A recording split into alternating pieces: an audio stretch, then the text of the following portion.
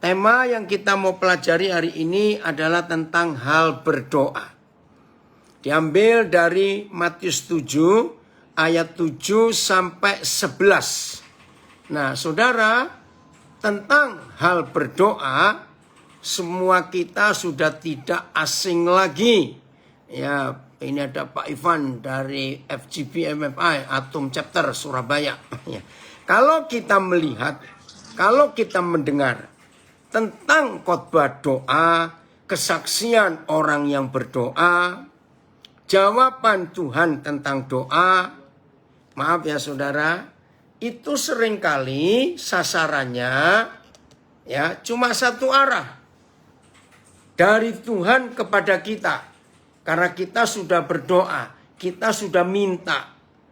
Nah, izinkan saya sekarang ini mau sharing dulu tentang konsep doa yang Tuhan minta. Ya, halo Joko, matiin. Oh iya. Tentang prinsip doa yang Tuhan minta. Oke, saya baca dulu. 1 Yohanes 5 ayat 14. 1 Yohanes pasal 5 ayat 14. Nah, kalau kita melihat ayat ini, ternyata doa itu bukan dari Tuhan untuk kita, tapi ada juga dari kita kepada Tuhan. Ya, lihat ini. Apa itu dari kita kepada Tuhan? Dan inilah keberanian percaya kita kepadanya. Woi, kita diberi keberanian karena kita percaya kepadanya. Nah, saudara kalau mendengar kata keberanian, wow, luar biasa ini, berani, ya. Nah, apalagi ada pepatah dalam bahasa Indonesia, kita ini berani karena kita benar. Tapi kalau kita tahu salah, pasti kita takut. Nah, di firman ini Papa kita berkata, inilah keberanian percaya kita. Untuk apa? Kita diberi keberanian percaya. Lanjut. Ya, Jack. Bisa nggak, Jack? Di tayangan terus supaya nggak buang-buang waktu. Nah, ini kalau nunggu gini agak lama. Maafkan. Saya cara ngajar begini. Saya juga bingung. Bagaimana bisa langsung habis dulu baca ayat. Maaf ya. Dan inilah keberanian percaya kita kepada Bapa di surga. Apa dasar keberanian kita ini? Yaitu, nah ini loh saudara, yaitu ini motivasi kita berani, yaitu bahwa Ia mengabulkan doa kita. Jikalau kita meminta sesuatu kepadanya menurut kehendaknya. Sebelum saya bacakan terjemahan yang berikut, saudara dengar kalimat ini. Jadi menurut firman ini, saudara dan saya tidak boleh nyerocos dulu berdoa. Terus berkata, jadilah kehendakmu. Hei saudara, saya itu gemes dan jengkel. Kalau mendengar pendeta doa seperti itu. Ada orang Kristen doa seperti itu. Sudah ngomong panjang lebar, panjang. Terus buntutnya, ujungnya. Saya jengkel. Jadilah kehendakmu. Kalau Tuhan model saya bilang dasmu kono. Loh, betul enggak? Enak saja. Sudah minta panjang-panjang, nyerocos. Baru ngomong jadilah kehendakmu. Itu kan doa yang paling ngawur. Maaf saudara. Jadi kita nggak boleh nyerocos dulu di dalam doa. Sebelum kita tahu apa kehendak Papa tentang doa ini. Saya ulangi, menurut 1 Yohanes 5, bisa di-mute nggak anak-anak? Jadi menurut 1 Yohanes 5:14, saudara dan saya tidak boleh berdoa nyerocos lagi. Sebelum tahu apa kehendak Tuhan tentang yang kita doakan. Jadi jangan ngomong sendiri, main perintah lagi, minta tolong lagi, nyuruh-nyuruh Tuhan lagi. Baru buntutnya, jadilah kehendakmu. Nah kalau Tuhan model saya akan ngomong, ya udah kehendakmu lakukan sendiri.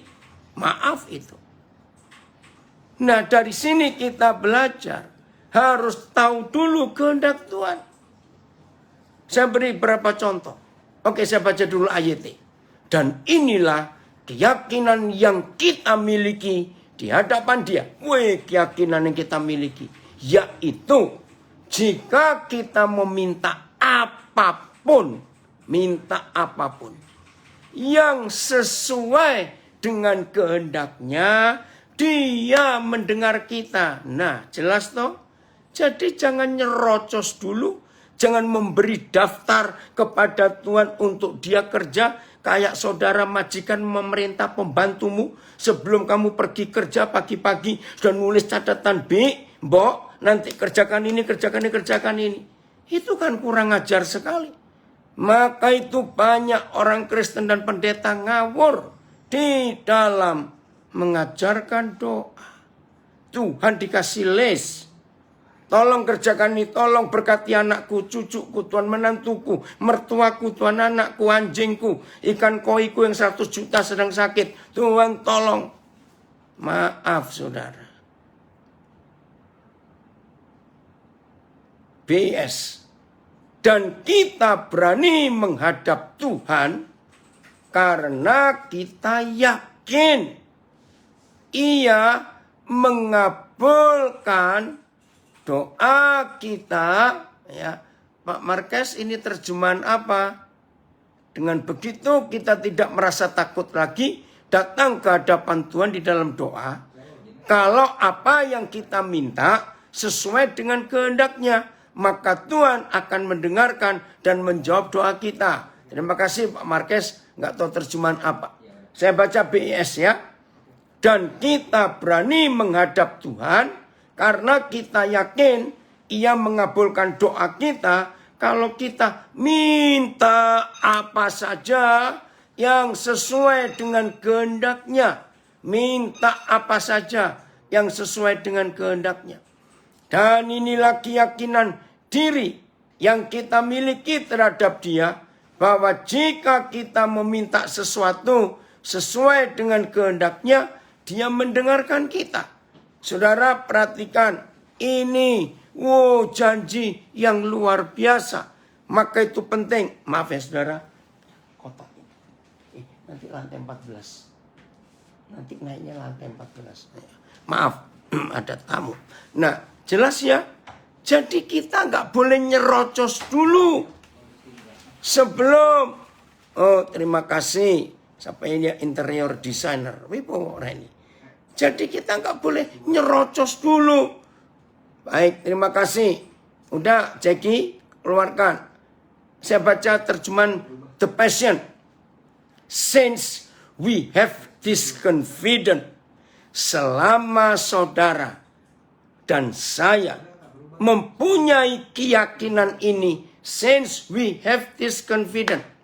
Ya, selama saudara dan saya punya keyakinan ini, perhatikan. We can also have great boldness before Him.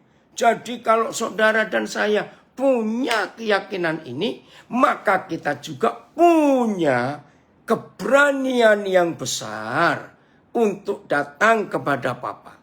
For if we present any request. Jadi kalau kita minta apa saja, present any request, tapi yang agreeable, yang disetujui Tuhan, agreeable to His will, He will hear us. Terima kasih Papa. Wih, ini dia. Ada yang komen di Facebook. Gawat. Jadi menghadap Tuhan untuk berdoa itu bagaimana? Kita kadang diajar untuk mintalah, ketoklah. pintu, carilah. Kalau ada pelajaran seperti itu, bagaimana lagi kita berdoa? Gampang, bagus. Sebelum ketok, sebelum minta, sebelum cari, tanya dulu kehendak Bapa. Apa yang aku minta, aku cari, aku ketok itu cocok nggak dengan kehendaknya? Jadi itu yang harus kita lakukan. Karena kalau kita hanya berdoa, nyerocos sendiri, aduh, celaka sekali. Ada orang Rotterdam. Sesmayo, who had that met you? Terima kasih. Iya. Saudara, jadi kalau kita mau belajar betul-betul mengikuti kehendak Tuhan, waduh, doa-doa kita itu akan luar biasa di hadapan Tuhan. Dan dia pasti akan menjawab yang kita doakan. Asal sesuai dengan kehendaknya. Oke ya, jadi kita akan belajar hal ini supaya tidak salah. Supaya tidak salah. Untuk kita melakukan kehendak Tuhan dalam hidup kita. Terima kasih Papa untuk jaminan yang luar biasa ini. Kita lanjut. Lukas 7.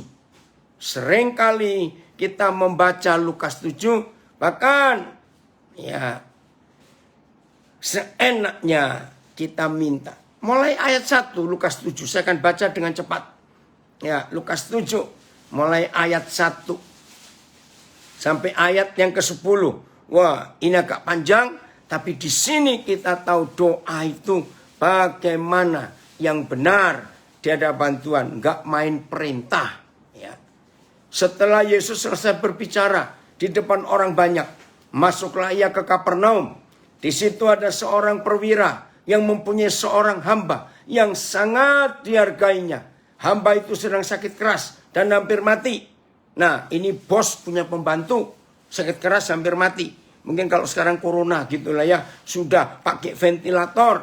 Nah, biasanya majikan-majikan Kristen seperti itu, kalau pembantunya divonis sakit keras hampir mati, mungkin kanker stadium 4, mungkin hepatitis, sudah bengkak perutnya misalnya. Paling-paling ya kita doakan. Sudah nggak sembuh, pasti kita rata-rata ini ya, kita kasih pesangon. Yang murah hati, 12 bulan gaji dikasih, itu yang murah hati. Tapi jarang sih ada majikan seperti itu. Enak ngasih gaji 12 bulan free. Ya yang pelit sedikit, ya gaji 2 bulan lah. Maaf. Pulang ya Bi, ini pakai berobat ya. Ngerti nggak maksudnya itu? Nggak ada perjuangan. Jadi maksudnya kalau mati jangan di rumah ini. Bikin repot, maaf saudara saya ngomong apa adanya. Jangan tersinggung dulu. Serius, saya bersyukur kepada Tuhan.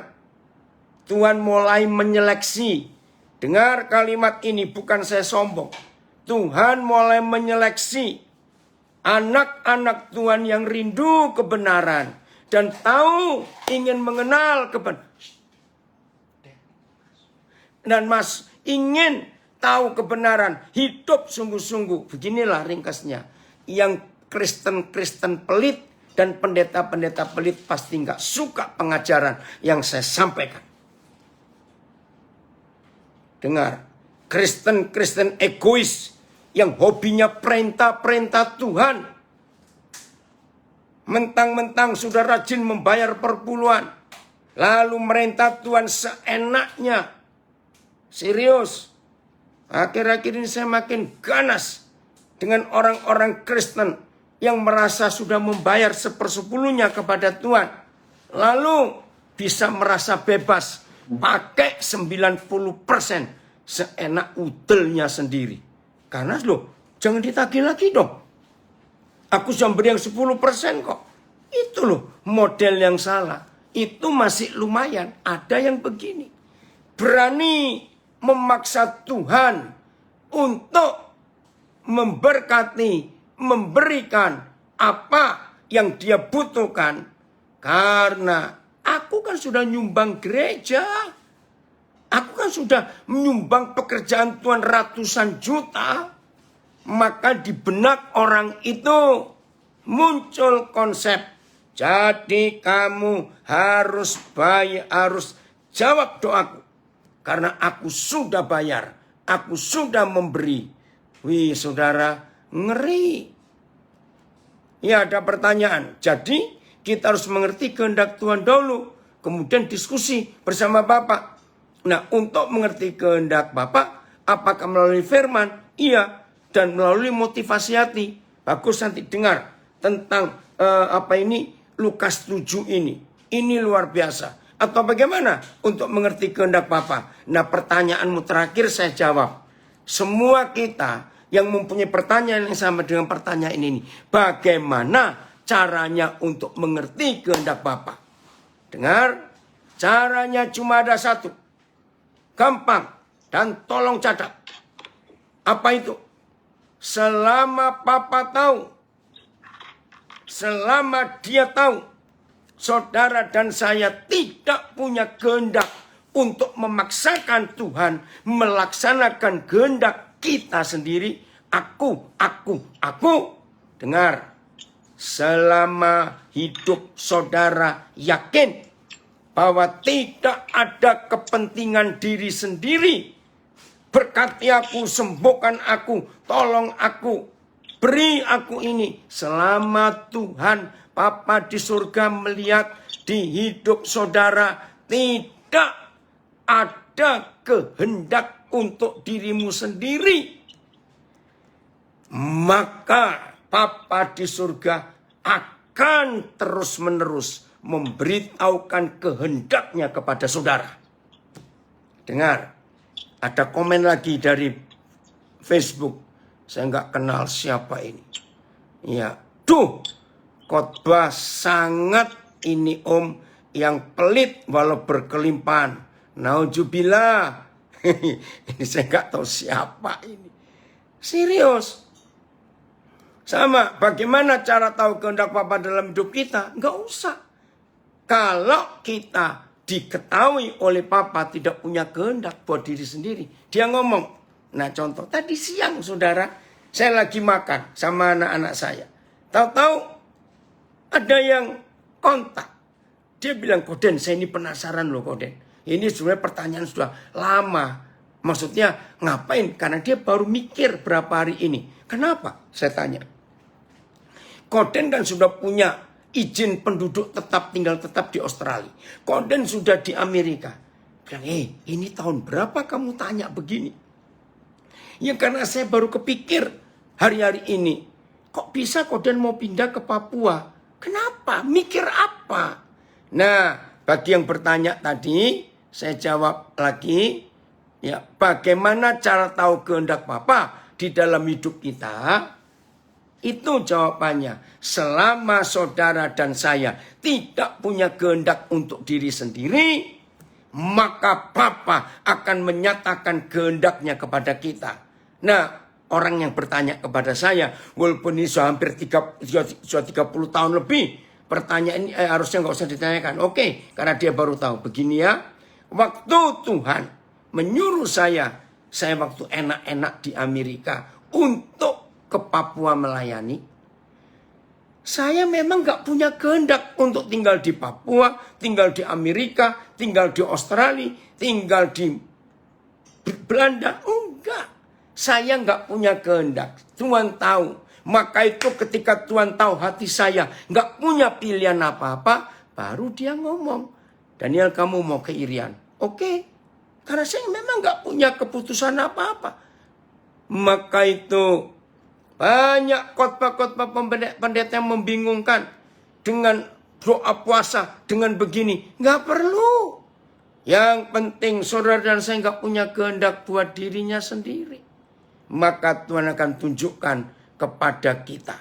Kembali, Ceki, Lukas 7. Ayo kita lihat. Ya, jadi ada seorang perwira punya budak mau mati sakit keras. Udah. Terus tapi ini loh yang keren, ayat 1. Seorang budak yang sangat dihargainya. Hamba itu sedang sakit keras, hampir mati. Ketika perwira itu mendengar tentang Yesus. Saudara perhatikan, ketika perwira itu mendengar tentang Yesus. Nah, ini pertanyaan penting. Saya mendengar tentang Yesus sejak saya masih dalam kandungan. Karena kami ini keluarga Kristen. Kristennya Kristen GPDI lagi, saudara. Karena nenek saya itu bendahara GPDI. Sebuah gereja di desa Jawa Timur, Kabupaten Lamongan. Ya. Jadi yang memberi nama saya Daniel juga pendeta GPDI dari desa Sonder Atas di Minahasa. Oke. Nah, saya cerita ini supaya saudara tahu bagaimana banyak konsep doa yang salah. Memaksa Tuhan, ngancam Tuhan, ungkit-ungkit apa yang pernah dikerjakan. Aduh saudara, jahat sekali. Berarti saudara dan saya sudah dengar tentang Yesus. Entah sejak kapan. Ini kalau ada orang Surabaya, saya tanya, sejak kapan kamu Kristen? Jawabannya, sejak Tugu Pahlawan belum jadi. Wih, Tugu Pahlawan jadi itu tahun 63. Begitu pula orang Jakarta, tanya, kapan sih kamu Kristen? Wah, Monas belum ada. Wih, lama sekali. Nah, apa reaksi dan motivasi saudara dan saya sejak mendengar tentang Yesus seperti perwira ini ketika perwira itu mendengar tentang Yesus? Saudara, ini yang kita harus mengerti. Begini, ia menyuruh beberapa orang tua-tua Yahudi kepadanya untuk meminta supaya ia datang dan menyembuhkan hambanya. Izinkan saya berkata kalimat ini. Sekian puluh tahun saya jadi hamba Tuhan. Sudah kenyang dan capek mendengar khotbah-khotbah pendeta tentang doa. Selalu begini. Inilah rahasianya. Bagaimana Tuhan menjawab doa kita. Inilah persyaratannya. Ada 7 poin. Supaya Tuhan mendengar doa kita. Inilah caranya. Untuk doa kita terjawab oleh Tuhan. Saudara, semua 99,99% khotbah-khotbah gereja tentang hal berdoa. Selalu penekanannya, Tuhan pasti jawab doa saudara. Yakinlah itu. Terus ada tambahan, asal jangan lupa perpuluhan rajin. Dan setiap awal tahun persembahan sulung. Saya marah dengan khotbah seperti itu. Jadi maksud orang itu, Tuhan bisa dibeli dengan duitmu. Ini penjahat di dalam gereja. Jangan mengajar. Kalau kamu rajin memberi perpuluhan dan persembahanmu rutin, Tuhan pasti jawab doamu. Itu khotbah dari setan, saudara. Catat itu baik-baik. Maka itu hari ini kalau kita belajar tentang hal berdoa, ini enggak ada urusan dengan kebutuhan kita dan kepentingan kita. Maka itu lihat Lukas 7. Mbak, tolong dimatikan mikrofonnya. Perhatikan. Lukas 7 ini jelas sekali. Perwira ini orang Romawi. Berarti bagi orang Yahudi itu orang kafir. Aduh, luar biasa. Ada yang tanya, berarti Pak Daniel ini sudah maaf mati ya? Karena sudah nggak punya keinginan. Oh, saya masih punya keinginan banyak. Tapi bukan untuk diri sendiri. Karena buat diri sendiri, saya sudah bisa berkata cukup. Begitu ingat beberapa lalu saya mengajar. 2 minggu lalu viral tentang Presiden Joko Widodo. Karena dalam 1 minggu Presiden kita meresmikan 3 bendungan. Meresmikan food estate di NTT. Banyak sekali. Nah, mana Presiden yang dulu-dulu? Lihat. Lalu ada komen. Mengapa Joko Widodo bisa semua berjuang untuk kepentingan rakyat? Karena dia sudah selesai dengan dirinya sendiri. Jadi yang bertanya, saya bukan nggak punya keinginan, salah. Saya punya keinginan besar. Saya tidak ingin. Saya sudah minta kepada Bapa di surga, kalau boleh. Sebelum saya dipanggil pulang ke surga, saya nggak ingin ada satupun anak Papua yang nggak sekolah. Itu keinginan besar. Saya ingin semua orang diselamatkan. Jadi bagus, saya punya keinginan. Tapi bukan untuk kepentingan diri sendiri.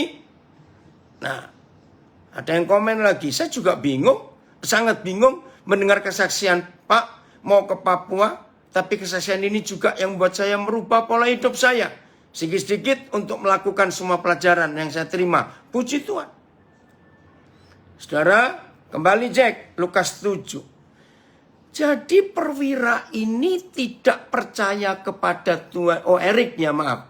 Perwira ini tidak percaya kepada Tuhan Yesus untuk keperluan dia dan keluarganya. Tapi tolong untuk budaknya yang sakit keras hampir mati. Ayo kita bongkar.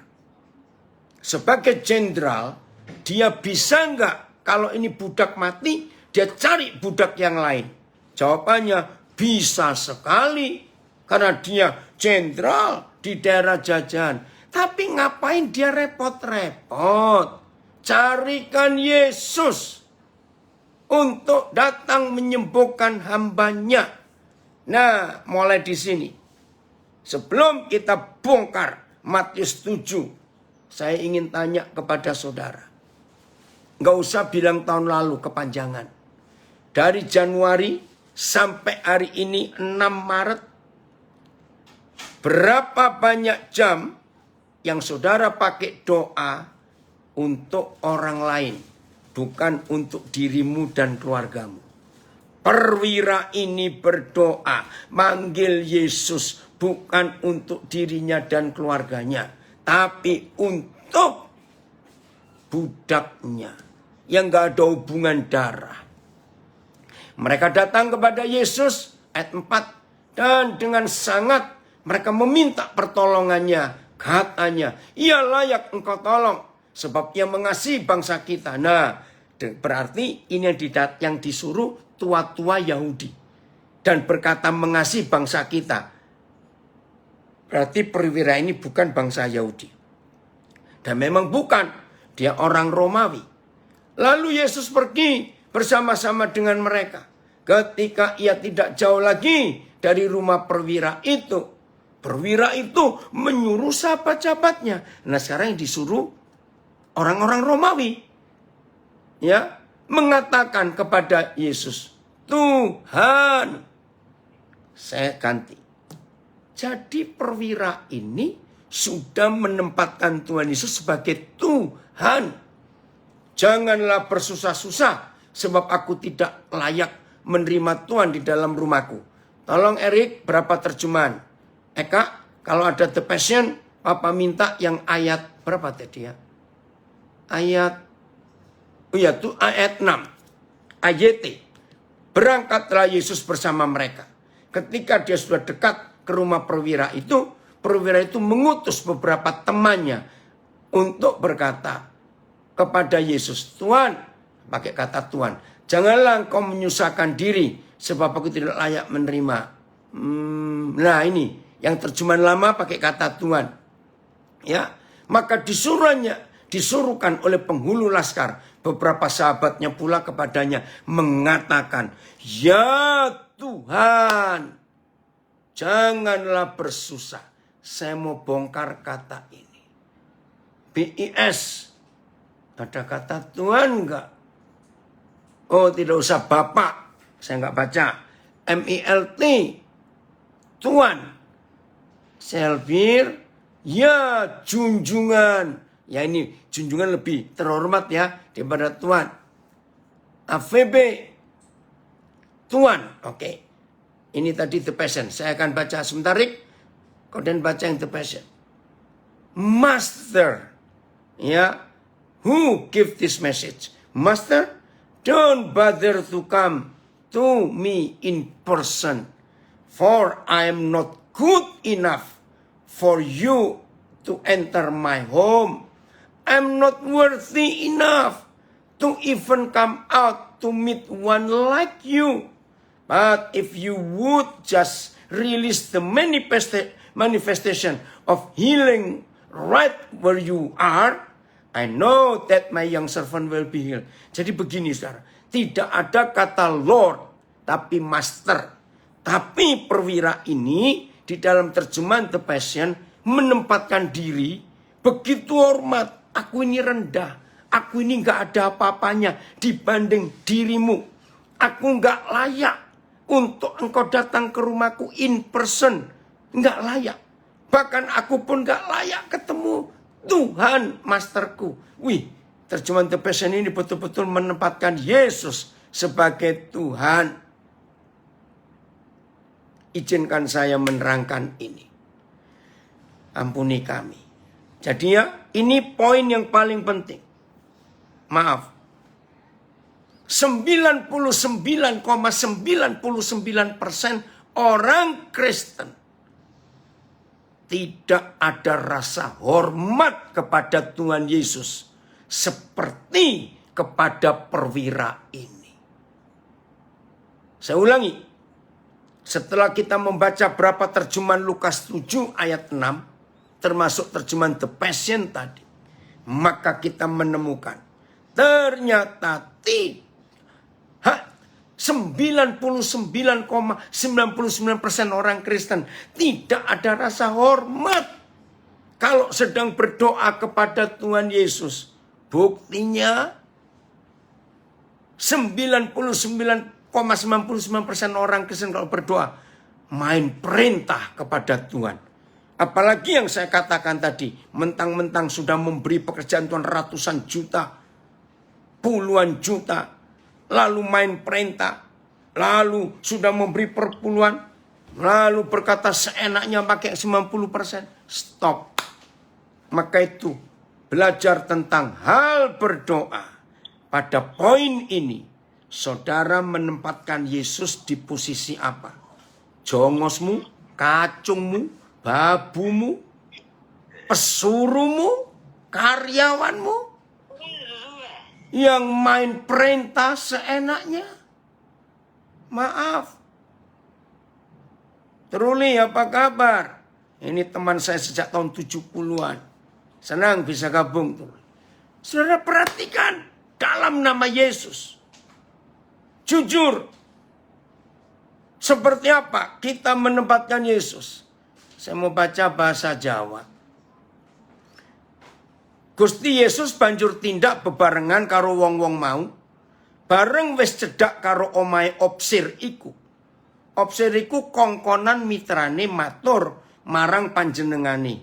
Du Gusti Tuhan. Du Gusti. Bagi orang Jawa kalau menyebut Gusti pakai kata du, itu artinya menghamba betul. Du Gusti. Mugi sampun dados damel paduka amargi kawula boten pantes paduka rawuh. Saudara, tolong.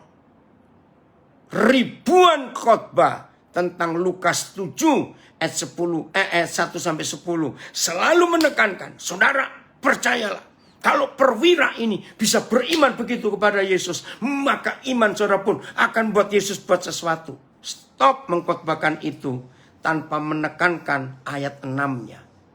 Bahwa perwira ini menempatkan Yesus di posisi yang benar. Tuhan Master. Du Gusti. Mugi sampun dados damel paduka. Artinya, du Tuhan, jangan jadi repotmu. Nggak usah repot-repot datang ke rumahku. Aduh saudara, betapa kurang ajarnya kita menganggap Yesus pembantu, babu, ya karyawan. Karena kita sudah bayar. Oh, terjemahan apa lagi? Jawa lama, Jawa sama Du Gusti, bentar ya. Oh, guru Jawa Suriname, guru Sunda saya nggak ngerti. Bahasa Madura, ya. Panjenengan sama seperti bahasa Jawa, bahasa Bali guru. Ya, oke. Nah, ini David ada bahasa Bugis itu. Ya. Nah, ini ada banyak terjemahan bahasa. Nah, oke ya. Mari kembali kita belajar Mudarik untuk Alkitab. Gini loh saudara masalahnya. Ya, atau gini, baca dulu ayat yang ke-9. Lukas 7 ayat 9. Berapa terjemahan, Dik? Begitu kagumnya Tuhan Yesus kepada ayat 9, Dik. Kepada perwira ini, oke? Oh, maaf. Setelah Yesus mendengar perkataan itu, ia heran akan dia. Dan sambil berpaling kepada orang banyak yang mengikuti dia, ia berkata, "Aku berkata kepadamu, hai orang-orang Yahudi, iman sebesar ini tidak pernah aku jumpai sekalipun di antara orang Israel." Bayangkan, ayat ketika Yesus mendengar hal itu, dia merasa heran akan perwira Romawi itu. Sambil berpaling kepada orang banyak yang mengikutinya. Dia berkata, "Aku berkata kepadamu, bahkan di antara orang Israel pun aku belum pernah menemukan iman sebesar ini."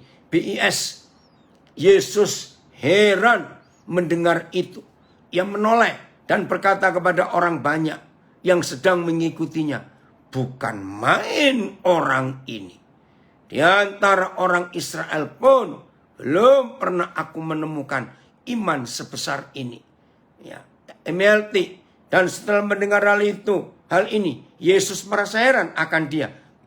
Dan sambil berpaling kepada kerumunan orang yang mengikut kepadanya, dia berkata, "Aku berkata kepadamu, aku tidak pernah menemukan iman sebesar ini. Bahkan di antara orang Israel, semuanya sama." Berarti Tuhan Yesus kagum kepada perwira ini. Nah, saudara perhatikan. Mendengar hal itu. Mendengar perkataan itu. Apa yang dikatakan perwira itu? Ini yang kita harus imani. Ayat 7, Erik. Ayat 7 dan 8. Ya. Satu terjemahan aja, Rik, karena 2 ayat. Lukas 7, ayat 7 dan 8. Apa? Yesus mendengar apa? Ya. 7 dan 8. Oke. Sebab itu, aku juga menganggap diriku tidak layak untuk datang kepadamu. Tetapi katakan saja sepatah kata, maka hambaku itu akan sembuh. Sebab aku sendiri seorang bawahan, dan di bawahku ada pula prajurit. Jika aku berkata kepada salah seorang prajuritku, "Pergi," maka ia pergi. Dan kepada seorang lagi, "Datang," maka ia datang. Ataupun kepada hambaku, budakku yang sakit itu loh, "Kerjakanlah ini," maka ia mengerjakannya. Setelah Yesus mendengar perkataan itu tentang iman yang luar biasa itu, baru dia ngomong, "Iman sebesar ini belum pernah aku temui sekalipun di antara orang Israel." Iman apa? Mari kita bongkar. Ini dahsyat, ini luar biasa. Oh, terjemahan apa ini? The Passion? Ya. Oh. Sebentar, oke. "Unlike you, I'm just an ordinary man, yet I understand the power of authority. And I see that authority operating through you. I have soldiers." Oke. Terjemahan ini ya. Jadi begini. Iman perwira ini, sebelum dia berdoa, minta Yesus menyembuhkan, dia itu sebagai jenderal. Perwira itu jenderal di Kapernaum. Dia menggunakan hukum militer. Seorang militer itu harus tunduk taat mutlak kepada pimpinannya. Maka itu militer hanya ada dua kata, perintah seorang komandan kepada prajurit, ini Indonesia ya, hanya ada dua kata. Setiap kali prajurit mendengar perintah komandan, hanya ada dua kata. Siap, laksanakan. Nggak boleh ada kata lain. Nah, perwira ini menempatkan Yesus sebagai orang yang berpangkat tinggi. Dia menerangkan, aku ini bawaan. Karena di atasku ada gubernur, jenderal yang di Yerusalem. Ini kan di Kapernaum. Dan di atasnya lagi ada kaisar di Roma. Nah, kalau aku ngomong, kalau aku diperintah, aku nggak bisa berkata, maaf komandan, istri melahirkan. Maaf komandan, ayah meninggal. Nggak ada. Perintah komandan itu mutlak. Nah, seperti itu. Tapi aku juga pimpinan. Aku punya prajurit. Kalau aku perintahkan, mereka harus aku lakukan. Nah, saya ingin yakinkan saudara. Sampai hari ini, begitu saudara datang kepada Tuhan Yesus dalam doa, pujian, penyembahan. Saudara bayangkan dia itu apa? Betul, dia sahabat kita. Betul. Dia mempelai laki-laki surgawi kita. Betul. Tapi jangan lupa, dia juga Tuhan yang harus kita hormati. Aduh, luar biasa. Sudah bangun kamu di Calgary. Jam berapa ini di Calgary? Ini ada saudara kita dari Kanada. Ikut belajar. Nah, tanyakan. Maka saya percaya, kalau di hidup saudara dan hidup saya, jelas Tuhan Yesus ada di posisi yang benar sebagai Tuhan, maka saya jamin kita nggak bisa seenaknya ya memerintah Tuhan seenak kita, nggak bisa seenaknya. Ini dia. Jadi mulai hari ini kita sadari bagaimana sikap kita. Oke, kita buka Matius 7. Ayat 7 sampai 11. Hal pengabulan doa. Mintalah, maka akan diberikan kepadamu. Ya.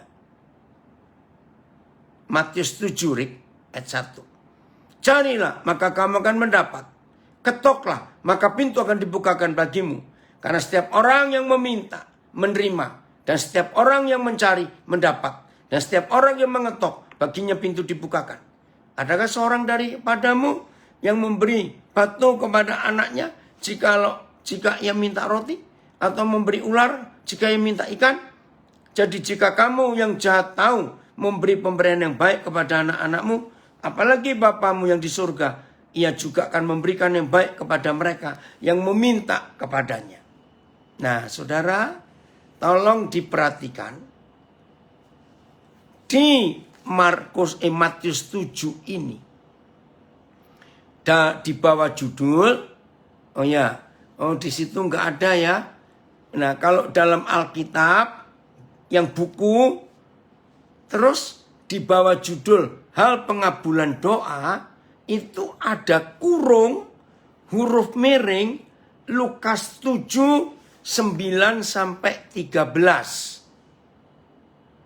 Nah, saya lebih suka mempelajari yang Lukas 11. Ya.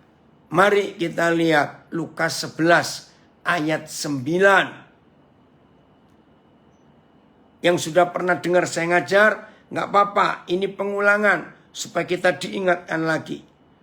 Bagi yang belum pernah belajar, hari ini kita belajar fakta ini. Udah, Lukas 11 ayat 9. Ya. Nah, kalau kita belajar yang teliti, ya, Oleh karena itu. Oh Michelle, Opa senang kamu gabung. Senang sekali. Maaf ya Michelle, Opa lupa ini untuk telepon. Tapi sekarang senang lihat Michelle ada di sini. Ya. Oleh karena itu, perhatikan. Aku berkata kepadamu, mintalah, maka akan diberikan kepadamu. Carilah, maka kamu akan mendapat. Ketoklah, maka pintu akan dibukakan bagimu. Saya percaya tidak ada seorang pun yang rasa aneh dengan ayat ini. Karena ini ayat andalan termasuk saya. Bahkan saudara, ini kesaksian saya. Jangan ditiru ya. Saya pernah mengancam Tuhan dengan ayat ini.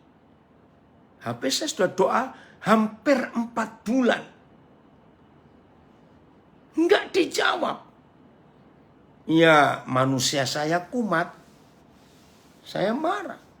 Tapi jangan ditiru ya, jangan ditiru. Maka itu Papa di surga senang lihat karakter saya. Saya itu apa adanya. Ya, orang Jawa bilang bloko suto. Luar dalam sama. Enggak ada yang saya sembunyikan. Kalau saya enggak suka pada seseorang, tadi siang waktu makan, kami bertiga, ya, dengan 2 anak saya. Tentu ada yang telepon dari Amerika. Begitu telepon, ternyata ngomongin seseorang. Anak saya sampai kaget. Saya bilang, kalau kamu tidak mengampuni orang itu, nggak usah bicara dengan Papa. Wih, terus saya telepon, mereka tanya, itu tadi marah ya? Lah kamu lihat marah nggak? Iya marah, ya sudah. Kenapa saya marah? Saya ini belak-belakan orangnya. Saya kalau nggak suka, saya bilang nggak suka. Kalau saya suka, saya akan puji orang itu. Ini prinsip penting. Maka itu mari dalam hidup kita, serius kita mengerjakan ini. Nah saudara, suatu hari saya marah. Yaitu hampir 4 bulan, 3 bulan lebih. Doa nggak dijawab. Maaf ya, ini saya. Saya buka Alkitab saudara. Ya, saya buka Alkitab. Saya langsung tunjuk Lukas 11. Saya buka Lukas 11. Terus saya tunjuk ayat 9. Jangan ditiru. Papa tahu hati saya memang seperti itu. Saya bilang, Tuhan, kenapa ada ayat ini? Saya tunjuk, ini. Kenapa ada Lukas 11 ayat 9? Saya marah. Saudara, lembut sekali Roh Kudus tunjukkan. Maka itu dengan Papa di surga itu, saya itu belak-belakan apa adanya. Ya, terus Tuhan jawab pelan sekali. Lembut. Betul. Padahal ini di IG ada komen. Padahal semuanya bukan milik kita. Iya, milik dia. Nanti kita akan lihat. Daniel, jangan kamu marah. Saya masih marah itu. Terus dia ngomong begini. Maka itu yang suka ngancam-ngancam Tuhan. Seperti saya dulu. Woi, orang Momi Waren. Belum tidur. Ini tim kami dari Momi Waren. Manokwari Selatan. Puji Tuhan ya, sinyal bagus. Bisa dengar kalian. Daniel, kenapa kamu gak perhatikan kalimatku yang pertama? Saya masih marah. Kalimat yang mana? Saya hafal kok. Roh Kudus kembali menekankan. Sampai 2 kali. Begitu saya diingatkan. Bacalah. Saudara, ini yang membuat saya bertobat. Kalimat apa yang Tuhan maksud? Daniel, lihat kalimatku yang pertama. Oleh karena itu. Jadi, nah semuanya sama ya. Oleh karena itu. Betul, ini ada yang komen di Facebook. Pengalaman yang lucu-lucu gimana ya? Ya, habis saya memang marah. Kita tunjukkan ayat firman Tuhan kepada Tuhan yang berfirman. Iya, habis Gimana? Doa hampir 4 bulan nggak dijawab. Ya karena dulu belum ngerti. Begitu saya disadarkan. Oleh karena itu ya ampun. Saya bertobat. Oleh karena itu. Eka, The Passion ada nggak? Kalimat pertamanya. Berarti kita harus cari dong. Oleh karena apa? Wih, ini buat saya bertobat. Oh, The Message. Ya, bagus. Oh, The Message. Ayat 9. Erik, The Message ayat 9. Oh ya, oke. Nah ini dia. Here's what I'm saying. Ini yang aku mau katakan. Oleh karena itu, jadi yang bahasa Inggris tadi, Erik. Ada yang lain bahasa Inggris? Demikian pula halnya dengan doa. FAYH. Ya. Ada bahasa Inggris yang lain? Nggak ada. Oke, nggak apa-apa. Eka, kamu masih di situ? The Passion? Oke, nggak ada. Oke, Eka lagi keluar kali ya. Oke, nggak apa-apa, Erik. Oleh karena apa? Ya ampun, saudara. Ternyata ada satu alasan. Nah, ini Eka masuk. So, it is with your prayers. Nah, ini kelihatan jelas. Ada persyaratan. Nah, inilah kalau kamu mau berdoa. Inilah itu apa? Nah, ayat 5, Erik. Lukas 11 ayat 5. Oleh karena apa? 5 sampai 8. Dengan cepatnya, Lukas 11 ayat 5 sampai 8. Oke. Lalu kata Yesus kepadanya, jika seorang di antara kamu pada tengah malam pergi ke rumah seorang sahabatnya dan berkata kepadanya, saudara, pinjamkanlah kepadaku 3 roti. Ya.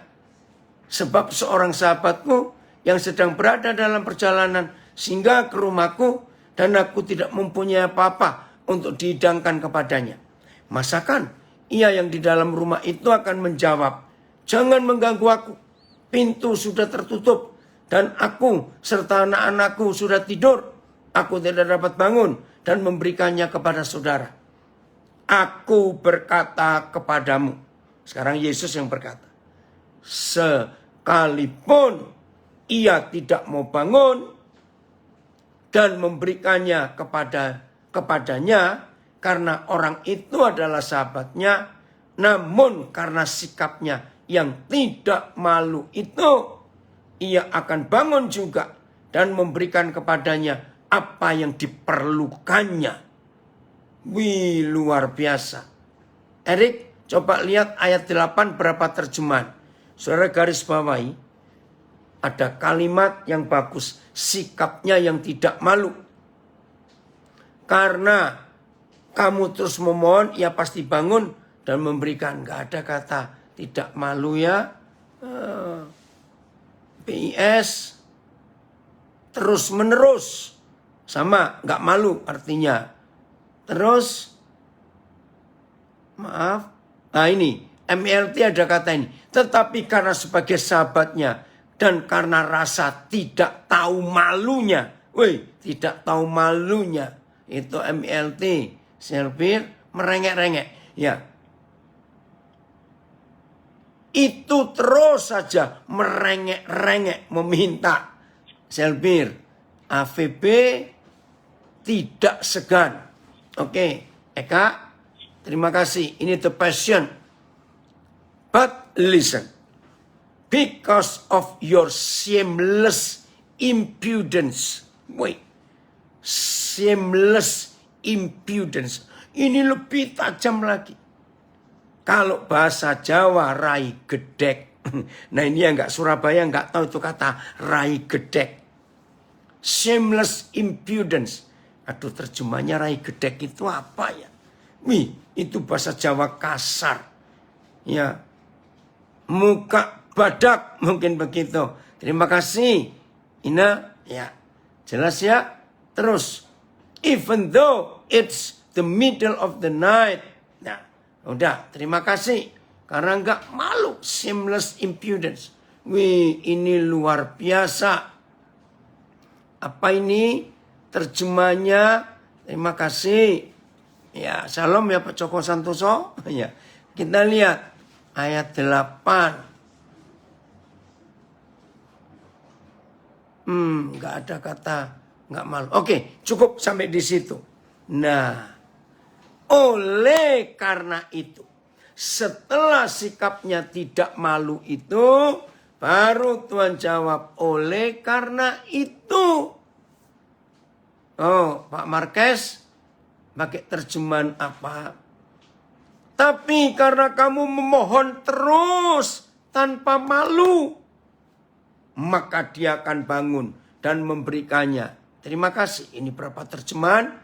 Jadi kita makin kuat ya saudara untuk mengerti apa yang kita minta. Pelan-pelan sekarang kita harus belajar muka tembok. Oke, ini dari Sydney. Wih, di Sydney sudah hampir jam 12. Oke, muka tembok. Ya, rai gedek kalau orang Surabaya bilang.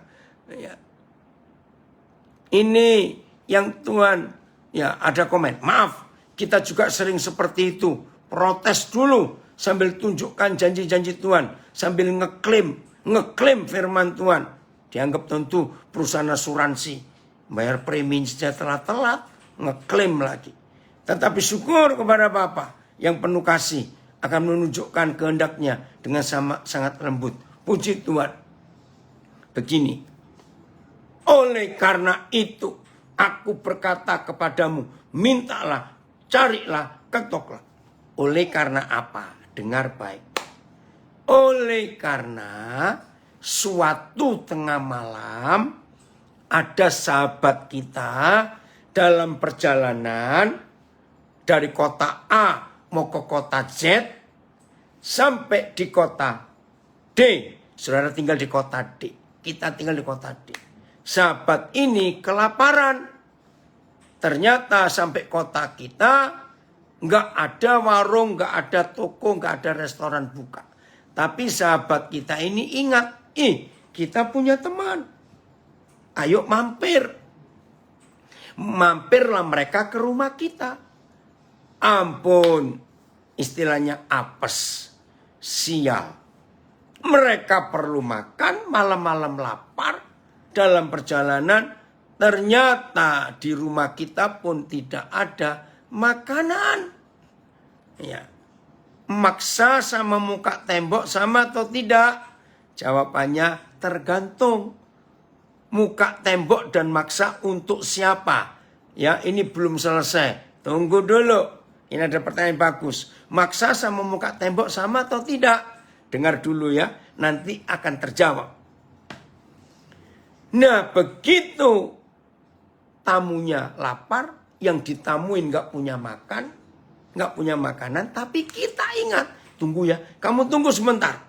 Aku punya sahabat yang punya pabrik roti. Aku mau ke sana. Sial juga. Sudah sampai sana, ternyata mereka juga bilang, sorry, sudah tidur semua. Kamu gak tahu diri. Jam berapa ini ketok cari roti? Besok aja. Nah, ayat 8 itu terjemahnya membingungkan. Begini loh maksudnya. Karena kita, Yos apa kabar? Rajin sekali ya, kamu kasih itu bintang. Setiap kali saya ingat ayat ini, saya itu malu. Kenapa saya khotbah 18 tahun salah semua? Karena gak mengerti. Nah, karena dua orang ini bersahabat, kita sahabatnya dia pun sahabat kita. Nah, dua-dua sama ndablek keras kepala. Begini, ketika kita sampai ke rumah orang itu dengar, ketok. Nggak bisa, aku sudah tidur. Nah, karena kita sahabatnya dia, kita ngomong gini, ngomonglah, nggak mau bangun. Aku tetap ketok terus. Aku tahu kamu nggak akan marah. Karena kan kamu sahabatku. Nah, yang punya roti sama-sama koper, orang Belanda bilang. Sama-sama kepala batu. Ketoklah sampai capek. Aku tetap gak mau bangun meminjamkan roti.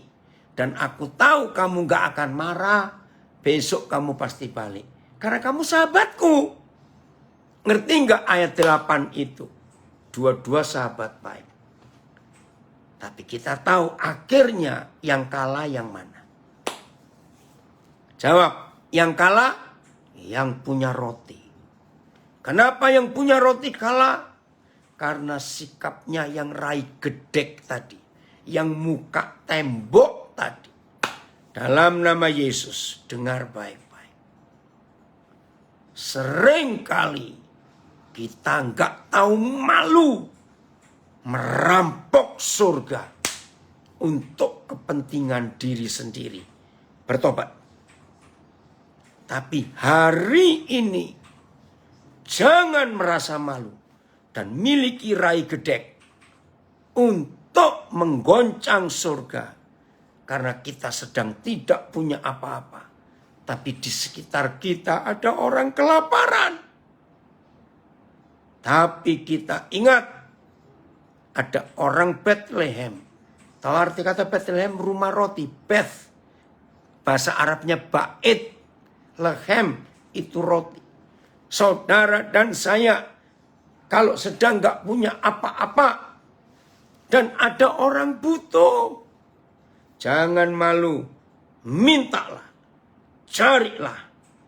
Ketoklah. Pasti akan diberi. Akan dibukakan pintu. Akan mendapat. Karena kita minta untuk orang lain yang kelaparan. Dengan catatan ketika kita sedang tidak punya. Tapi kalau saudara dan saya sedang punya, jangan pakai ayat ini. Kurang ajar itu namanya. Ini kejahatan. Ini untuk kita yang sedang gak punya. Yang sedang punya tidak boleh pakai ayat ini. Lalu pakai ayat mana? Kalau sedang punya, Amsal 3, 27, 28. Ayo kita buka, ini ayat yang terakhir. Ya. Ya. Amsal 3. Betul. Soleman, ini anak saya dari Biak. Sering kita berdoa kepada Tuhan karena ingin memuaskan keinginan kita sendiri. Maka hal itu tidak akan dikabulkan. Meminta sesuai dengan kehendak Tuhan. Betul. Terima kasih Soleman. Amsal 3, 27, 28. Rik, coba berapa terjemahan, Rik? Ini yang terakhir.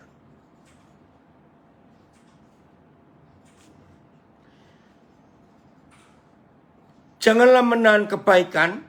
Saya langsung baca. Janganlah menahan kebaikan untuk orang-orang yang berhak menerimanya. Padahal engkau mampu melakukannya. Jangan menahan kebaikan dari mereka yang berhak menerimanya. Jika ada padamu kesanggupan untuk melakukannya. BIS, jika kamu mempunyai kemampuan untuk berbuat baik kepada orang yang memerlukan kebaikanmu, janganlah menolak untuk melakukan hal itu. Jelas ya? MLT. Hendaklah engkau tidak menahan kebaikan bagi orang-orang yang berhak. Padahal ada mampu tanganmu untuk melakukannya. Janganlah menahan kebaikan dari orang-orang yang patut menerimanya jika engkau mampu melakukannya. Ayat 28, Rik. Janganlah engkau berkata kepada sesamamu, pergilah dan kembalilah, besok akan kuberi. Sedangkan yang diminta ada padamu. Jangan berkata kepada sesamamu, pergilah dan datanglah kembali. Besok akan memberikannya. Padahal kamu memilikinya. Janganlah menyuruh sesamamu menunggu sampai besok. Kalau pada saat ini juga engkau dapat menolongnya. Nah, saya baca ulang BIS. Janganlah menyuruh sesamamu menunggu sampai besok. Kalau pada saat ini juga engkau dapat menolongnya. Mantul koden, kehendak Bapa yang begini ya. Setuju? Itu dia. MLT. Hendaklah engkau tidak mengatakan kepada sesamamu, pergilah dan kembalilah, dan besok akan memberikannya. Sementara hal itu ada padamu. Jangan katakan pada sesamamu, pergilah dan kembalilah lagi, besok akan kuberi. Padahal itu ada padamu. Oke, saya baca terjemahan yang lain di ruang chat. Ya. Wisdom in relationships. Why would you withhold payment on your debt when you have the ability to pay? Ini the passion. Jadi gini, jangan kamu tahan untuk membayar hutangmu ketika kamu mampu membayarnya. Just do it. Kerjakan itu. When your friend comes to ask you for a favor. Kalau ada temanmu minta pertolonganmu, why would you say perhaps tomorrow? Kenapa kamu ngomong mungkin besok aku tolong? When you have the money right there in your pocket, help him today. Wah, luar biasa. Ini terjemahan passion. Nah, kalau temanmu datang minta pertolonganmu, kenapa kamu bilang tunggu besok? Padahal uang yang dia minta ada padamu. Nah, yang pelit apa? Langsung pura-pura buta huruf. Nggak bisa baca ayat ini. Maaf. Oh, Pak Joko, terima kasih. The message. Never walk away from someone who deserves help. Jangan engkau pura-pura ngelewat saja ketika ketemu seorang yang butuh pertolongan. Your hand, waduh, saya belum pernah baca seperti ini. Your hand is God's hand. Saudara, ini luar biasa. Sebab tanganmu itu adalah tangan Tuhan. Oh, ampuni kami. Untuk orang itu, for that person. Don't tell your neighbor. Jangan bilang kepada tetanggamu. Mungkin mungkin kapan-kapan. Maybe some other time. Atau try me tomorrow. Cobalah kamu datang besok.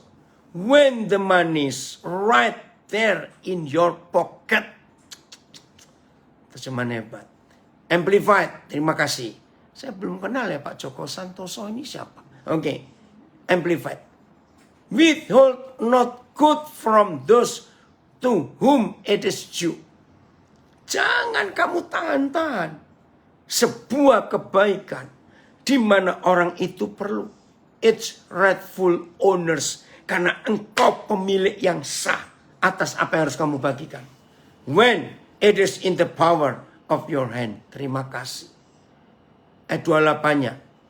Do not say to your neighbor. Jangan berkata pada tetanggamu. Go and come again. Pulang dulu ya, nanti balik. And tomorrow, dan besok, aku mungkin akan memberi. When you have it with you. Padahal kau punya apa yang dia minta dengan kamu. Saya saksi ya. Minggu yang lalu ini, tiba-tiba ada orang menghubungi saya nggak kenal. Ya, seorang gadis, saya nggak kenal. Tapi dari beberapa teman tahu, dia itu anak yatim piatu dari Ambon. Lulusan S1 fisika. Ternyata dia kena tipu. Akhirnya dia lontang-lantung. Waduh. Terus dia kontak saya. Langsung manggil papa. Oke, saya terima sebagai anak. Sampai hari ini saya belum ketemu, saudara. Begitu saya lihat CV-nya, saya minta CV-nya. Karena kami perlu guru fisika. Saya kirim ke Departemen Pendidikan di Nabire. Wah, mereka senang semua. Kalau gitu kami perlu. Saudara, nggak pakai interview. Kemarin saya beli tiket buat dia. 5 juta lebih untuk berangkat. Ya udah nggak apa-apa. Nggak kenal, nggak perlu. Saya punya uang kok. Saya belikan tiketnya. Aduh, dia senang sekali. kalimat yang dia katakan kepada saya, "Papa, sebentar saya punya rumah." Aduh, karena dia nggak punya keluarga. Hari Senin sore dia berangkat dari Jogja. Betty itu yang ditolong Andi Mesanja. Saya nggak kenal anak ini. Saya punya, ya saya bagi. Kenapa tidak? Kalau saya nggak punya, saya akan desak surga. Kiranya firman ini menyadarkan kita. Jadi mulai hari ini saudara tahu hal berdoa itu apa? Bukan merampok surga untuk kepentingan dirimu sendiri. Lihat di sekitar kita, banyak orang yang lapar. Pak Joko di Facebook ada yang komen, sangat setuju dengan Pak Joko. Iya. Ayo ya, mulai hari ini kita merubah cara-cara doa kita. Doa yang benar, doa yang berkenan kepada Dia. Doa yang sungguh-sungguh membuat banyak orang hidup benar. Komen di Instagram.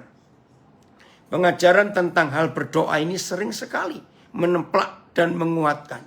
Selama mau, sedikit demi sedikit pasti kita akan mengalami pembaruan jiwa. Puji Tuhan. Nggak pernah bosan dengar pengajaran tentang hal berdoa. Karena sekian tahun konsep dan perilaku doanya adalah untuk aku, dan aku. Betapa berharganya setiap kita di mata Yahweh. Sampai Yahweh pasti memperhatikan orang yang memperhatikan orang lain. Betul. Kalimat terakhir. Oh, ada komen dari Makassar. Berdoa sama dengan menangkap hati Bapa di surga. Betul. Ini Amos, anak saya yang di Nabire, di Asli Biak, yang pelayanannya untuk anak-anak yang di jalanan. Tapi kalau ada video khotbah ini saya minta biar share buat teman-teman alumni Persatuan Doa Mahasiswa Kristen Uncen di grup kami. Ya, bisa diambil dari Facebook ini ya, Mos. Ya oke, nanti Papi beri. Merampok surga untuk kepentingan banyak orang. Ini guru olahraga kami dari Nabire yang komen. Puji Tuhan. Ini anak saya yang dokter lagi nonton di Manado juga. Kalimat terakhir, saudara perhatikan ayat 5. Pinjamkan kepadaku tiga roti. Bukan minta loh. Baca baik-baik. Pinjamkan kepadaku 3 roti. Pak Joko bisa terjemahan The Message atau Amplified. Lukas 11 ayat yang kelima. Pinjamkan kepadaku. Woi, ya Inu, your hands is God's hand. Ya, ini anak saya di Surabaya. Ya.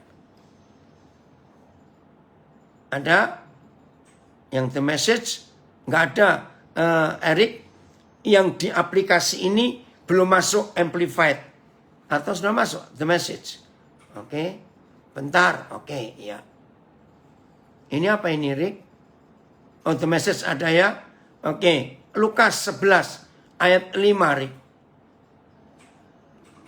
Ya, kita belajar dulu ya. Nggak apa-apa panjang dikit. Ya. Oh, itu The Message. Oke. Then he said, imagine what would happen if you went to a friend in the middle of the night and said, friend, lend me. Bukan give me. Lend 3 loaves of bread. Pinjamkan. Ya, oke, terima kasih Pak Joko. Mana ini? Oke, Amplified. Ya, Amplified-nya lend me 3 loaves sama, pinjamkan. Jadi nggak minta loh saudara. Jahat kalau kita diajari minta, pinjamkan. Artinya apa yang kita punya, materi, makanan, benda apa saja, itu pinjaman dari Papa. Nggak boleh dipakai sendiri, karena itu pinjaman. Aduh, mulai hari ini kita berubah. Puji Tuhan, kalau semua murid-murid Yesus melakukan doa yang benar ini, maka semua orang diselamatkan di sekitar kita. Nggak ada orang lapar lagi di sekitar kita, karena kita menjadi berkat buat mereka semuanya. Dan ingat berapa hari yang lalu belajar, kalau nggak ada orang lapar, berarti nggak ada setan di dunia ini. Luar biasa. Pinjamkan, bukan hak milik. Betul, pinjaman itu bukan hak milik. Oke. Tuhan Yesus memberkati kita semua. Selamat menjadi pelaku firman Tuhan. Haleluya. Puji Tuhan. Terima kasih, Dedi. Sama-sama. Oma, lanjut Oma. Ya, terima kasih Pak Jeki. Terima kasih Koden untuk pembawaan firman-Nya yang selalu luar biasa. Amin. Bapak Ibu yang di dalam Zoom atau di FB IG, kalau ada pertanyaan, silahkan bertanya. Ayo kita rubah cara doa kita ya. Jangan merongrong Bapa di sorga. Karena itu satu arah. Lebih baik kita dua arah atau diskusi seperti Musa yang Kodan mengajar kita yang di pelajaran yang dahulu itu.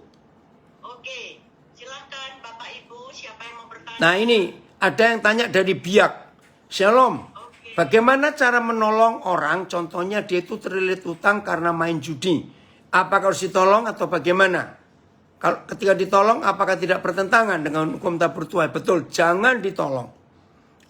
Suruh nangkap polisi dan dia biar diadili. Karena orang yang suka judi nggak bisa ditolong. Dia akan judi lagi nanti. Suruh bertobat. Oke? Ya. Betul.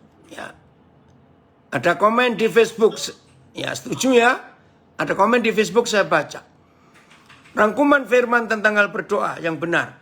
Seringkali kita tidak menghormati Tuhan. Kita meminta dengan memaksa. Tapi Lukas 7:6-9 tentang seorang perwira yang mengasihi budaknya mencari Tuhan. Perwira itu merendahkan diri. Dia tidak menerima Yesus datang ke rumahnya. Kita harus punya iman seperti perwira itu pada Tuhan. Padahal tidak tahu malu demi sahabatnya yang lapar. Menggedor rumah penjual roti. Selama Bapak tahu kita tidak ada kepentingan untuk diri sendiri, maka Tuhan mengabulkan doa kita. Walau pernah mendengar pelajaran ini, tapi firman Tuhan itu hidup. Ada yang lainnya dari sudut pandang yang berbeda.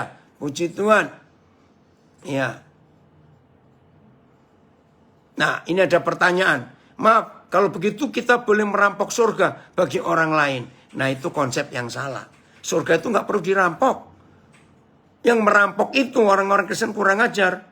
Yang mintanya berkati aku, tolong aku. Salah kalau merampok surga. Pinjamkan. Oke ya. Ada lagi? Ayo. Mari Bapak Ibu, silakan bertanya, jangan malu. Semua pertanyaan itu sangat bagus, tidak ada pertanyaan yang bodoh. Mari kita belajar semuanya, kita belajar juga dari pertanyaan Bapak Ibu ya. Ayo, Stefanus, Koden, April. saya mau tanya Koden. Ya. Oh ya. Koden, kita kalau doa itu bukan hanya untuk diri sendiri. Ya. Kadang waktu doa syafaat itu ada doa untuk pribadi dan juga untuk orang lain. Apakah kita kalau mengakhiri biarlah kehendak Tuhan yang terjadi bukan kehendak kita, apakah itu termasuk salah, Koden? Iya. Karena gini loh, kalau kita balikkan lagi pada kehendak Tuhan, ya sama aja bohong. Maka itu sebelum kita doa, kita tanya kehendak Tuhan itu apa. Contoh gini ya. Nah, kita doakan. Karena yang tanya orang Surabaya, saya ambil contoh. Mari saudara kita doa syafaat untuk Madura. Nah, sebelum kita doa syafaat, kita tanya, Tuhan, hari-hari ini Madura itu sedang perlu apa? Kami itu harus buat apa untuk Madura? Nah, kalau kita doanya begini, dalam nama Yesus, berkati Madura Tuhan. Dalam nama Yesus, Tuhan selamatkan orang Madura. Oh Tuhan, berkati gereja-gereja di Madura. Doa itu buat Tuhan pusing. Loh, aku ini dari dulu pengen berkati kok. Tapi kan berkatnya ada pada kamu. Loh, ngapain kamu minta aku lagi? Jadi doa itu kerjasama dengan Tuhan. Bukan perintah-perintah Tuhan. Contoh kecil ya. Contoh kecil. Semua kita kalau doa makan. Sedikit lah ya, yang benar tuh sedikit, yang salah banyak. Begitu di hadapan kita, Ada makanan. Doanya gini, Tuhan terima kasih untuk makanan ini. Berkati orang-orang lapar. Berkati orang-orang miskin, janda, anak yatim dan semuanya. Itu doa yang salah. Kok salah lagi? Ya salahnya begini loh. Kalau kita lagi makan, doa makan, lalu kita minta Tuhan berkati orang miskin, orang lapar. Itu di benak kita ada anggapan, di surga itu ada Gosen, ada GoFood, ada Gojek. Terus kita suruh Tuhan kirim makanan ke sana. Ya kan gak lucu. Nah doanya begini. Terima kasih Tuhan, kami dikenyangkan dengan makanan ini. Kami siap jadi berkat untuk orang-orang lapar. Ketemukan kami dengan mereka. Kami akan kenyangkan mereka. Itu loh doa. Jadi gak nyuruh-nyuruh Tuhan. Kita pun harus ikut kerja. Maka itu tadi Amsal 3 ayat 27-28. Kalau kita ada, ya jangan minta Tuhan lagi. Oh, kita ada kok. Ini dia. Jadi ayo mulai hari ini doa kita berubah. Jadi sebelum doa syafaat, cari kehendak Tuhan dulu. Apa itu? Jelas ya, Van? Jelas. Puji Tuhan. Ya, sama-sama Van. Salam ya buat keluarga. Waktu doa makan memang banyak salah kalau gitu. Iya. Makanya kita belajar, Ivan, di dalam Zoom ini. Saya juga banyak belajar dari Koden. Koden bilang kita tidak perlu berdoa loh. Jadi selama aku hidup sampai ini salah. No ya, waktu itu ya. Koden bilang kalau doa itu diskusi dengan Tuhan. Jangan cuma satu arah. Oke, terima kasih. Terima kasih. Saya mohon Pak Joko Santoso silakan mengenalkan diri karena tadi Koden tanya siapa ya Pak Joko Santoso. Silakan Pak. Oke, sambil nunggu saya pertanyaan di Instagram. Gimana cara minta pertolongan Tuhan untuk sembuhkan kakak di ICU dari kanker? Dia melayani Tuhan dengan setia. Nah, cari kehendak Tuhan. Keluarga berdoa sehati, tanya, Tuhan, kenapa kakakku ini setia melayani bisa kena kanker? Nah, nanti Tuhan pasti akan jawab. Pasti. Nah, jawaban itu kita sampaikan kepada kakak. Kesembuhan pasti. Tapi pemberesan harus. Itu dia. Ada lagi. Kalau kami dipercaya untuk suatu pekerjaan. Sebelum pekerjaan selesai, boleh tidak kami pakai uangnya untuk membantu orang yang membutuhkan? Atau harus selesai dulu pekerjaan itu baru bisa sharing? Iya, tunggu dulu sampai selesai. Karena kalau belum selesai bisa salah. Karena orang berusaha, orang bisnis nggak selalu untung terus. Jadi tunggu. Itu ya. Nah, ada lagi di Facebook tanya. Saya anggota dari kota Bitung. Mau tanya sebagai hamba Tuhan part-time, bagaimana bagi waktu dan pekerjaan dengan waktu pelayanan? Apabila jika bertepatan dengan kerjaan dan waktu pelayanan atau ibadah di hari Minggu, ya selama pandemik sudah banyak kurang pelayanan yang itu. Jadi bisa ditunda. Kerjaan ditunda jangan hari Minggu. Hari yang lain atau dimundurkan jam berapa. Begitu ya. Oke, Pak Joko Santoso. Oh, ini ada yang angkat tangan. Pendeta siapa ini?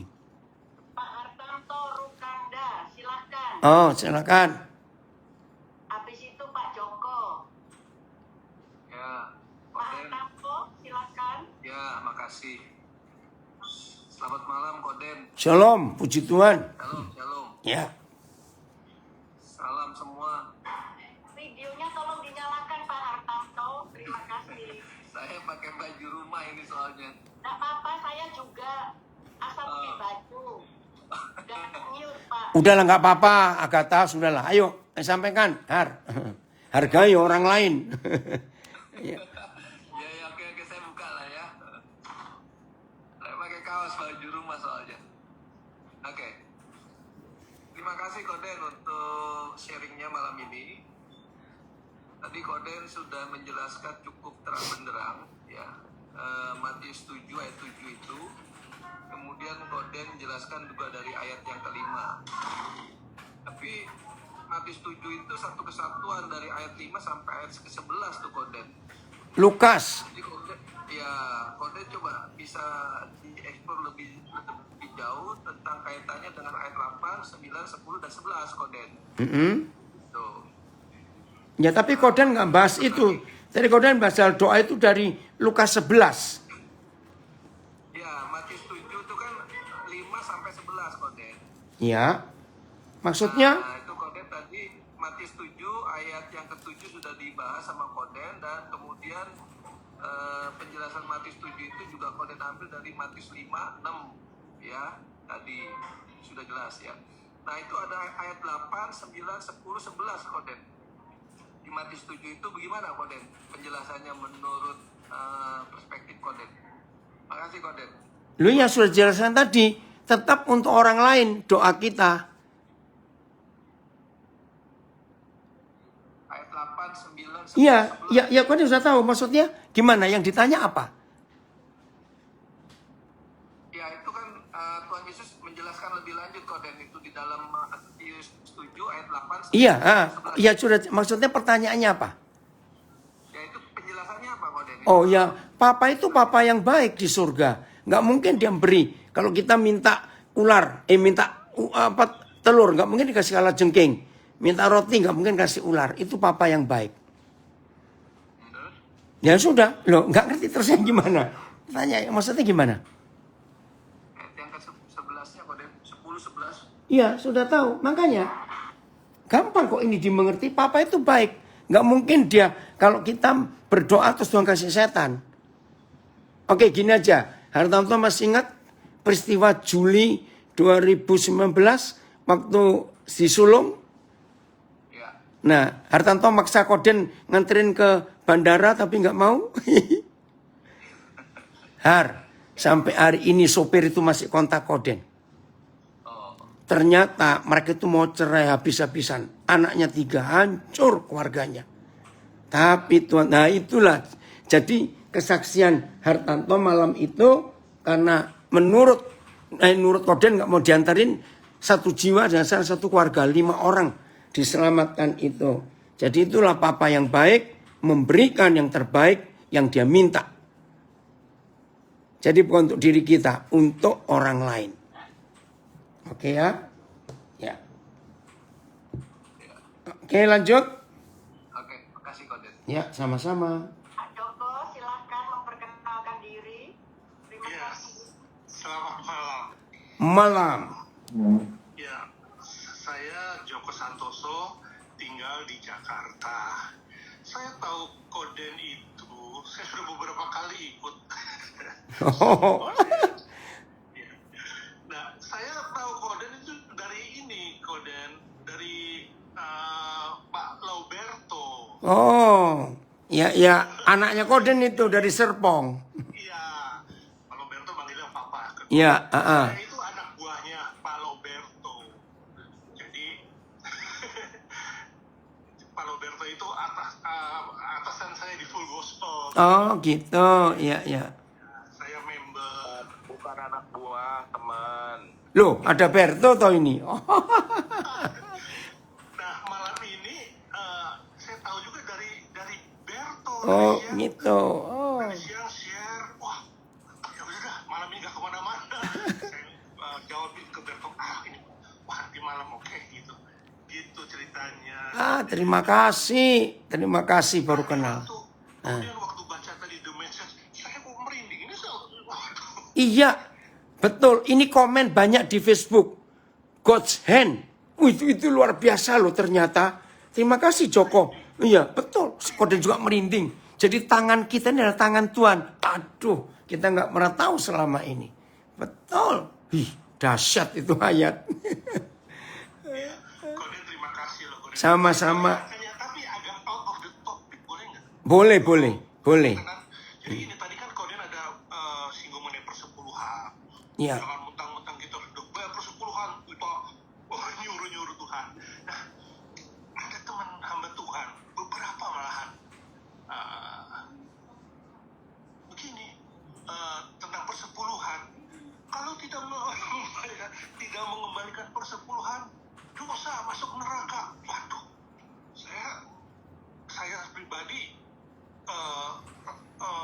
tidak sejahtera gitu. Tidak sejahtera, tapi kan itu di forum besar saya nggak berani frontal. Nah mungkin kalau boleh Koden di sini kalau boleh persekutuan itu apakah ada hubungannya dengan keselamatan tuh Koden? Pasti tidak ada. Itu ayat buatan pendeta itu sendiri. Terima kasih banyak. Iya, lo nggak ada loh. Ayat gitu itu jahat tuh, pendeta itu jahat. Kejam sekali. Bahkan di masa pandemik ini Joko, ada loh pendeta-pendeta nelpon jemaat loh. Ingat ya saudara, walaupun kita nggak ada ibadah, tapi tetap maintenance perlu dibayar, kredit perlu dibayar, ditagih loh perpuluhannya. Ampun. Makanya Koden nggak mau bikin gereja ya. Oh iya, jelas itu nggak akan. Itu saya ingat sampai sekarang Koden. Iya, oh terima kasih. Iya. Dan saya yang waktu tempo hari itu loh Koden yang tanya tentang kesaksian Koden yang itu loh waktu Koden di Ciputra Jakarta. Kok Koden kenapa nggak mau tunggu jemputan waktu mau ke puncak? Roh Kudus gerakan Koden untuk naik taksi. Iya. Akhirnya sopir taksi itu. Iya, betul. Itu ingat saya. Oh ya, aduh. Sampai sekarang Joko Koden nggak punya mobil, Koden nggak pengen beli mobil sampai hari ini. Oh, Iya, jadi tetap kemana-mana naik taksi, naik angkot sampai hari ini. Oh ya. belum nggak cerita ini, belum Oh, cerita ini. awas kamu Berto nggak cerita ya. Kalau yang lain aja udah cerita, Beb. Oh ya, enggak sampai hari ini. Mobil. Apa? Bisa bawa mobil. Ya memang nggak pengen. Oke, Agatha lanjut Agatha. Ya, oke. Terima kasih Pak Joko. Saya mau berkenalan dengan Pak Roberto Suryadi, biarpun itu anaknya Papa Daniel, tapi saya belum kenal. Tolong Pak, dibuka videonya Pak Roberto. Terima Saya kasih. Tolong kenalan. Oh di mobil, kamu di mobil. Nih baru sampai rumah. Oh. Udah kelihatan belum? Sudah, Sudah Pak. udah kelihatan. Tadi saya ngikutin cuman ya sambil bawa mobil jadi Nggak apa-apa, bisa didengar lagi di IG dan Facebook. ya. Selamat malam Papi, Ibu Agatha. Ya, Ya, selamat malam Pak Roberto. Eka kenapa angkat tangan? Mau nanya Pi. Hmm? Lo sebentar Koden, Roberto dulu. Oh, Roberto dulu ya. enggak, dia cuma kan dikenalan aja. Enggak ngomong. Mau tanya Berto? Enggak, mau kenalan sedikit dengan grup sini, Koden. Udah sering ikut dia. Sering ikut. Saya nggak pernah lihat, maaf. Mungkin kemarin-kemarin saya nggak pasang video kali. Jadi nggak pernah lihat. Tante Agatha yang pengen kenal kok dia. Oh. Agatha. Halo Yusuf, Joko, salam kenal. Oh, jadi maaf kalau gitu Pak Roberto sering ikut Zoom, saya nggak perhatikan namanya. Yang saya Iya, tahu Ivan, Joko. Nanti lain kali saya perhatikan deh. Nggak buka video kali, nggak apa-apa Tante. Oh ya, nggak apa-apa. Oke. Ayo Eka, terima kasih Pak Roberto. Eka, silakan. Ya, kaitan dengan doa tetapi ya akhir mulai dari ini ya gimana ya? Dari kesaksian dulu sekitar akhir tahun 2019 ada yang menghubungi saya dari Samarinda. Terus ibu itu dia sakitnya tuh seperti sakit kulit ya di jarinya, kemudian sampai ke mulutnya. Seperti apa? Tebal seperti kerak-kerak seperti itu. Terus karena dia mungkin pernah dengar saya doakan orang lewat telepon, kesaksian orang itu ke dia, jadi dia telepon saya dari Samarinda. Terus jadi saya praktekkan seperti yang Papi ajarkan untuk tentang doa itu ya, yang diskusi dengan Bapak. Jadi selama saya diskusi dengan Bapak itu, ibu itu minta doakan saya, cuma kuat di dalam hati saya tentang pengampunan sih. Nah, suatu saat saya sambil duduk-duduk, sambil nunggu jawaban Bapak tentang ibu itu, ada keluar Amsal 17 ayat 22. Cuma karena kita sering dengar itu, kan itu hafal ya. Cuma saya pikir nggak mungkin Bapak itu ngomongnya sekedar ngomong gitu, mengingatkan ayat. Jadi saya selidiki ayat yang 17 ayat 22. Di Hati yang gembira adalah obat yang manjur. ya, hati yang gembira di terjemahan The Passion Translation itu, hati yang gembira itu membawa kesembuhan bagi jiwa dan tubuh. Setelah itu yang semangat yang patah itu di terjemahan The Passion itu, hati yang hancur bergumul dengan penyakit dan depresi. Lalu saya tanyakan sama ibu itu, apa yang terjadi di masa lalu sehingga membuat hati ibu hancur? Saya tanya seperti itu. Langsung dia marah. Dia bilang, aku sudah mengampuni suamiku. Seperti itu. Jadi saya yang kaget, kok dia marah-marah. Cuma akhirnya saya diam. Saya bilang, mohon maaf jika pertanyaan itu tentang masa lalu ibu. Cuma saya mau tahu aja sampai sejauh mana kok hati ibu hancur seperti itu. Dan akhirnya sempat dia itu sembuh. Habis itu sempat kering itunya ya, sakit kulitnya itu. Habis itu dia kembali lagi karena ada juga dukun segala macam, dia pergi kemana-mana. Akhirnya saya malas gitu nah papi. Orang ini kok dikasih tahu kok dia marah-marah. Habis itu ternyata tahun ini ibu tuh ngubungi saya lagi. Dia bilang, awalnya sih dia pikir saya itu pendeta. Saya bilang, oh enggak, saya ini PNS. Jadi akhirnya ibu tuh ngomongin, Pak Eka, bener loh kata Pak Eka tentang masa lalu saya. Entah dia pergi kemana, yang jelas dia hari itu yang waktu saya tuh pergi ke Manado. Apakah dia pergi ke Bukit Doa atau kemana, saya nggak tahu pasti. Cuma akhirnya saya dengan orang kayak gitu malas sih Pak. Pertanyaan pertama itu, benarkah tindakan saya? Soalnya ibu itu sepertinya memperlakukan saya itu seperti dukun gitu. Yang kedua, apakah kaitan kesembuhan ibu itu berkaitan dengan kerjasama dia dengan firman Allah yang saya sampaikan? Itu aja sih Papi. Kesembuhannya atau berkaitan dengan yang disampaikan melalui firman melalui diri saya waktu itu yang... Ya jelas dong, karena firman. Masa kamu bisa menyembuhkan? Ya sudah, itu karena firman. Nah, ajari ibu itu untuk berharap Tuhan, jangan berharap Eka gitu. Ya, cuma dia kemana-mana sih Papi. Akhirnya saya... Ya enggak apa-apa, yang penting firman sudah kamu sampaikan, ya. Tidak apa-apa. Ada perasaan saya sedih itu Papi waktu dia membantah segala macam itu. Apakah benar saya kok sedih betul kok ya? Kenapa? Ada perasaan sedih waktu dia marah-marah dengan saya itu. Yang saya tanya, ibu, hati ibu hancur di masa lalu. Terus dia marah-marah. Karena suaminya sudah... Oh ya sudahlah, itu kan sudah lewat, nggak apa-apa. Iya sih. Mungkin dia merenungkan ya kata Papi ya. Iya, iya. Beberapa tahun yang lalu tuh sampai sekarang. Akhirnya dia sakit seperti itu. Oke, terima kasih Eka untuk pertanyaannya. Masih ada Bapak Ibu? Kalau tidak ada, kita tutup dengan doa oleh Pak Joko Santoso. Saya minta Pak Joko untuk menutup Zoom ini malam ini. Terima kasih Pak Joko. Ya,